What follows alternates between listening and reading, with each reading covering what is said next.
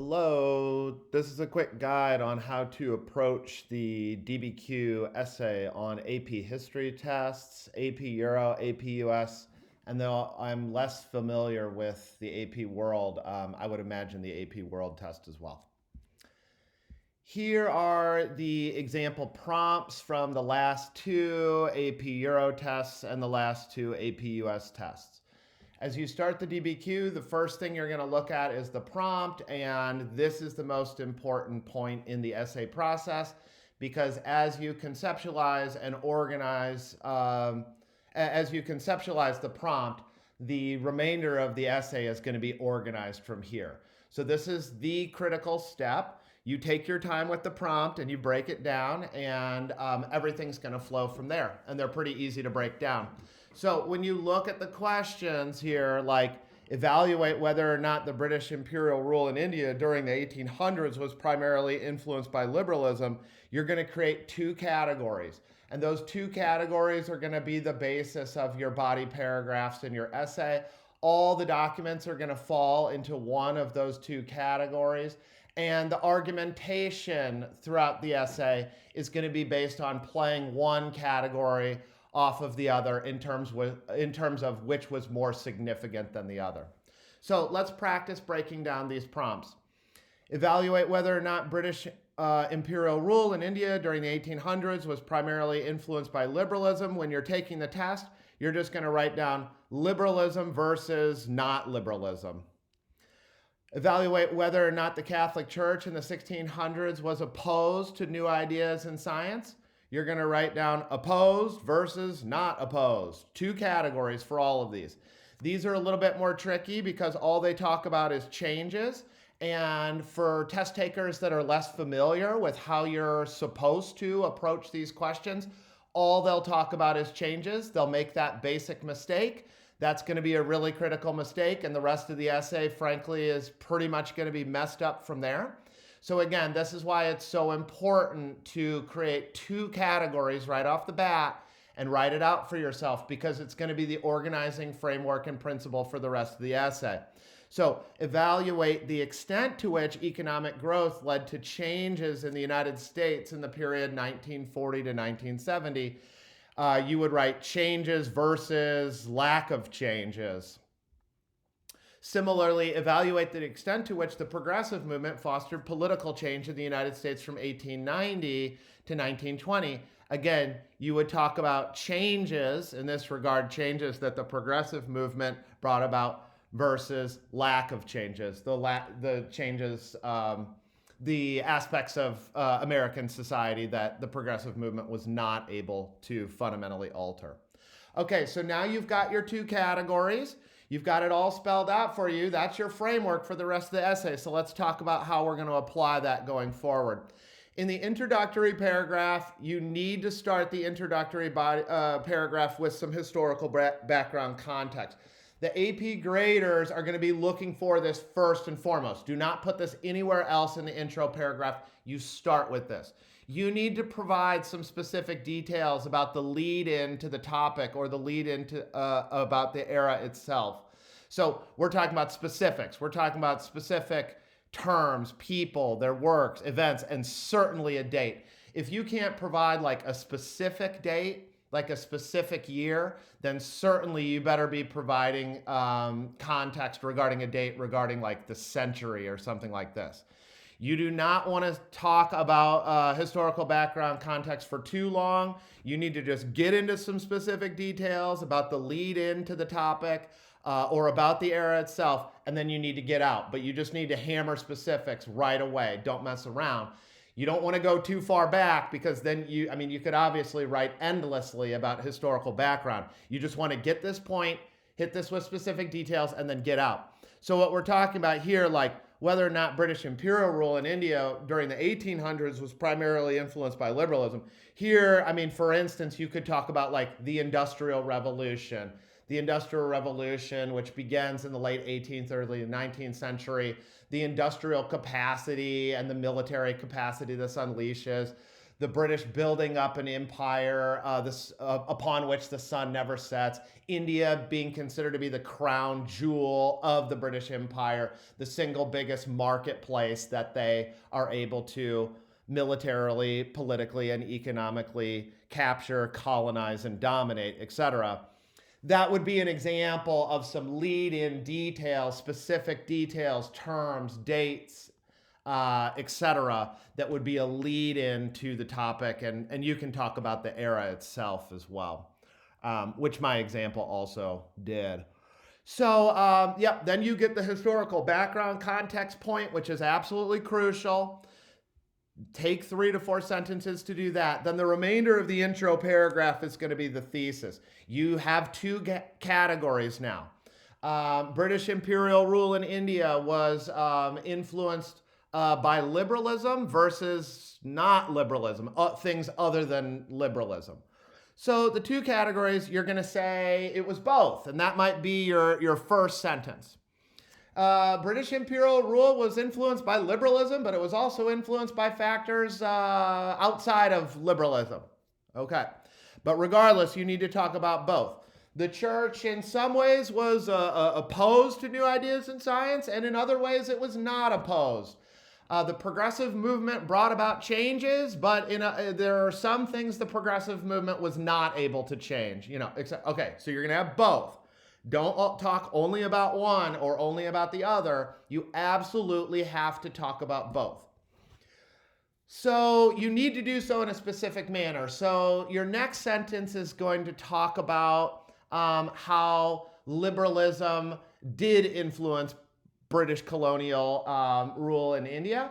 And you can just rip some specific topics from the documents. And I'll show you how to do that here in a little bit. And then, but you do need to be specific. You can't just say liberalism was an influence in British imperial rule, period. You do need some specific details contained within. So we're talking about in a specific manner. You can't just say that British imperial rule had some non-liberalism objectives and influences and just write a period and go on. That's much too vague or much too general. I'll show you how to rip some topics from some specifics, I should say, from the documents in a little bit to weave into the thesis. And then additionally, the thesis needs to be argumentative. So you need to argue one side versus the other, and you need to give some initial, specific, plausible line of argumentation. So it doesn't matter which side you argue. Did the progressive movement bring about more changes, or did it leave more unchanged, etc.? You just need to argue which was more significant than the other. Both are true. That's the thing. You break it down into 2 categories. Both of the categories are true. There are ways in which the Catholic Church was not opposed to new ideas in science. There were some specific ways in which the Catholic Church was opposed to new ideas in science. You just need to argue consistently and clearly and state up front, really clear, 100% clear in the thesis, which side you're arguing for. And then in the thesis statement in the intro, you give a little initial specific plausible reasoning, which one was more significant and why, and then in the body paragraphs, you're going to go more in depth into that. Let's take a look at the body paragraphs, and then we'll come back around to talk about some the way in which you're going to pull from the documents to get some specifics for the thesis about talking about both categories. So I'll come back around to that here. All right, in the body paragraphs, topic sentences are really important because this is going to help you maintain your framework and your organization for the whole essay, and it's going to make your essay a lot easier and a lot better. One topic sentence is going to say something to the effect of, liberalism was a major influence on British colonial rule in India. The other topic sentence is going to be, there were emphases outside of liberalism that were major influences on British colonial rule. Similarly, topic sentences, just really basic, broad to start off with, but just making it abundantly clear and organized. The progressive movement brought about many political changes in the United States during this time period. And the other topic sentence for the other body paragraph will be, there were many political changes the progressive movement was unable or unwilling to bring about during this time period. So you've got these really clear, organized topic sentences, and it's also going to lead up to the argumentation in the body paragraph as well. You say one was more significant than the other. The changes were more significant than what didn't change, or what didn't change was more significant than what did change. The interpretation of the document, you need to interpret every single last document and incorporate every single last document in one of the two body paragraphs. The interpretation of the document simply asks you to put in your own words, what did the author say, or what did the political cartoon communicate, et cetera, et cetera. Drop each document in one of the two categories. So as you go through the documents, it's going to make it relatively easy for you. Was it liberalism or not liberalism? Was it the Catholic Church opposed to new ideas in science or not opposed to new ideas in science? And then you just relate. You can just write on the test booklet, and the test booklet's yours. You just write like liberalism, not liberalism, opposed, not opposed, change, no change, etc. And then then your documents are essentially interpreted really quickly. You just pick out a snippet or two of each document. You don't need to talk about everything each document says. You just pick out a snippet or two of what each document says as it pertains to the topic, liberalism or not liberalism, and you say why it belongs there based on what did they say. Never quote the documents. Never, ever quote the documents. What the AP graders are looking for is for you to demonstrate your capabilities of interpretation. So the second you start quoting, you're not interpreting. Quoting will never help you garner points on this type of essay. So let's take a look at some of the documents here. This is the quote about British imperial rule being influenced by liberalism or not liberalism. And as you look at the documents, you always want to start with the source line. Don't do anything with a given document until you look at the source line. You look at who wrote it. You look at the context. Sometimes they'll have a title of the work. You look at where they're at. You look at the date, etc. Okay. Now, what we're looking for very clearly is just one of two categories. Which one does it fit in? And that's why this quickens up the interpretive process. Is this liberalism or not liberalism? Now, I've obviously reread these, so we're going to cut to the chase. But you obviously want to read through these, and you want to identify liberalism or not liberalism. Here he's talking about the Indians are entitled to have their characters' property and lives protected. When we look at this term property, John Locke, life, liberty, and property stands out. That the Indians are entitled to have their characters, property, and lives protected. Life, liberty, and property. Here we have life. Here we have property. Locke being a granddaddy of ideological liberalism. We're feeling like liberalism is definitely in play here. This is going to go in the liberalism category. As long as they enjoy that protection from us, meaning the colonial government, they give their affection and allegiance in return. But should the day ever arrive, God forbid, that they should be denied that protection, the protection by the government of life and property, then this author fears that as we should no longer deserve and we should no longer enjoy their allegiance or attachment, then we become an illegitimate government.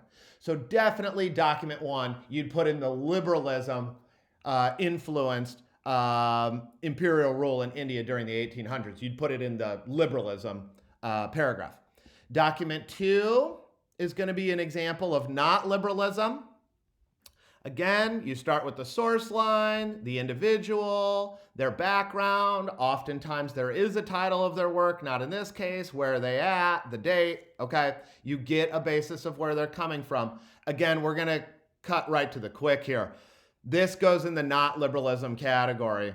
He's talking about we must be motivated. He explains this in the lead up, but he's basically saying here, we must be motivated by a sheer love of gain, a sheer love of plunder. He's arguing that just like desire for domination, for economic exploitation is underscoring British imperialism. So you'd put that in the not liberalism paragraph, okay? And then additionally, when we talked about the intro paragraph in terms of talking about both categories, you have to talk about both categories in the thesis. In the thesis, you could talk about an emphasis on the natural rights of life and property were major guiding principles, according to this author, of British imperial colonial rule. So as you talk about how liberalism was one of the influences, maybe not the most significant, that's up to you to argue in this essay, but as you argue that liberalism was uninfluenced, you could point to notions of the protection of property rights, life, as natural rights that some British individuals emphasized. Again, in the intro paragraph, as you talk about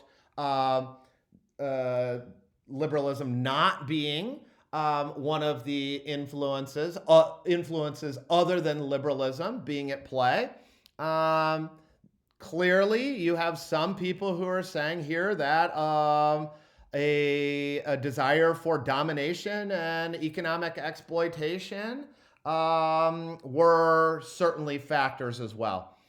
So that's how you are able to pull specifics into your thesis out of the documents. You can just take some of the topics that the authors of these documents speak to, and you can just weave those in as the specifics in your intro paragraph here. Oh, sorry, over here.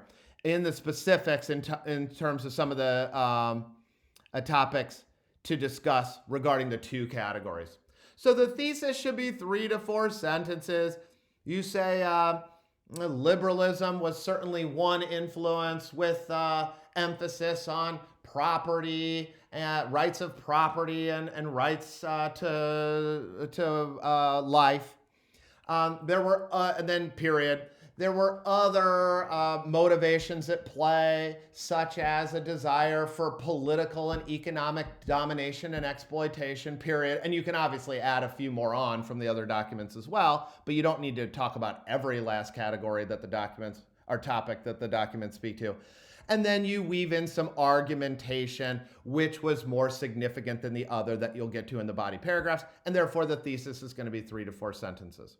Okay, now, additionally, along with the interpretation of the documents, historical evidence beyond the document, for one of the documents, you need to bring in some of your historical background info and connect it up to further your interpretation for one of the documents. So for instance, in the liberalism paragraph for document 1, you could talk about John Locke. And you just need to talk about this not in passing, not some fleeting vague reference, but in 2 to 3 sentences, you can, for that document 1, you just add on for that document 1, you say what the author said, and then you just tack on and say, you can see the influence of liberalism here because of John Locke, because of Locke's theory of natural rights that spoke to life, liberty, and property, et cetera, et cetera. Locke is a granddaddy of liberalism as a major influence on liberal ideology, et cetera, et cetera. And you just elaborate on only one of the documents out of the 7 in order to get that historical evidence beyond the document point. The other points in the body paragraphs are the further analysis. And this is not what the author said, but why did they say what they said? And in order to get this point, you have to do this 3 times correctly. Here are the different tacks you can take. The author's point of view based on their background, the author's purpose, how the author's purpose shaped their influence, the historical context, how that shaped their outlook, and their audience, how their audience would shape what they had to say. So why did the author say what they said? And then finally, absolutely critical, because a number of pieces of the essay really revolve around this, the argumentation in the body paragraphs. at one point in the body paragraphs, and I would really emphasize for the DBQ that you stick with two body paragraphs, that you make this a 4-paragraph essay. In one of the 2 body paragraphs, you have to say which was more significant, the things that changed or the things that didn't change. The Catholic Church's opposition to new ideas, or the ways in which the Catholic Church was not opposed to the new ideas, or the Catholic Church's acceptance of new ideas. Liberalism as the influence versus other influences. Which was most significant in British imperial rule? Liberalism or other motivations that did not involve liberalism? You absolutely have to have this. So these essays should be 4 paragraphs. And in the LEQ, I would tell you you could have this as a standalone paragraph, and it might just be easier to organize. But for the purposes of the DBQ, I think you really want to have this argumentation in the body paragraphs. So in one of the body paragraphs, you're going to have your interpretation. You're talking about, let's say you're arguing that it's not liberalism. Liberalism was not the primary influence. It was other influences that were the primary influences. You could argue it either way. It doesn't matter. All that matters is how well you reasonably argue it out, that you're able to plausibly, reasonably argue that one was more significant than the other. So at the end of the not liberalism paragraph, you'd go into detail, and let's say we're talking about, 3 sentences. Let's say 3 sentences. Probably not less than that. But in 3 sentences, you use some very specific, well-reasoned, rational, plausible argumentation. You point to some of the topics in the document, and you make an argument, a plausible argument, that one side is more significant than the other. It's not all one side or the other. Both are true in these cases. The Catholic Church was opposed to some new ideas in science, and it was accepting of some ideas in science, but one as more significant than the other. Was the church more accepting, or was it more oppositional? Were the progressives able to bring about more significant changes, or is what stayed the same more significant? Was liberalism the greater motivation, or were other motives of greater significance than liberalism? You've got to have this. You've got to have this point. This is a critical piece to tie the whole thing together. So we've got 2 categories. We've got the argumentative thesis, talks about both categories are relevant, have validity, but one is more significant than the other. The 2 body paragraphs make our 2 categories exceptionally clear about what we're talking about there. We have the documents for each of these body paragraphs that speak to the topic sentence. We've got some other pieces here along the way, and in one of the body paragraphs, we're going to argue at some length that one was more significant than the other. And you might even go to 4 sentences potentially here. All right. And then the conclusion, we're not going to do anything new. We're just going to polish up the thesis statement to make sure we're really specific, make sure we're getting that thesis point. Don't bring up anything new. In the conclusion, all we want to do is make sure we get the thesis point. You can get the thesis point in the conclusion even if you aren't awarded it in the intro paragraph. We have 2 categories: liberalism with its emphasis on natural rights of life and liberty, not liberalism. Surely some of this was also motivated by desire for domination and economic exploitation, and then the argumentation. So this here, again, we're talking about 3 to 4 sentences. You want to reiterate argumentation. Again, make it 100% clear which side of these 2 categories, which side you think was more significant. And again, provide a little bit of reasonable, plausible explanation that you've already gone more in depth in the body paragraphs, but just being specific and making it reasonable and plausible. And that's how you organize these. From the prompt, you create those 2 categories, and everything stems and flows from there.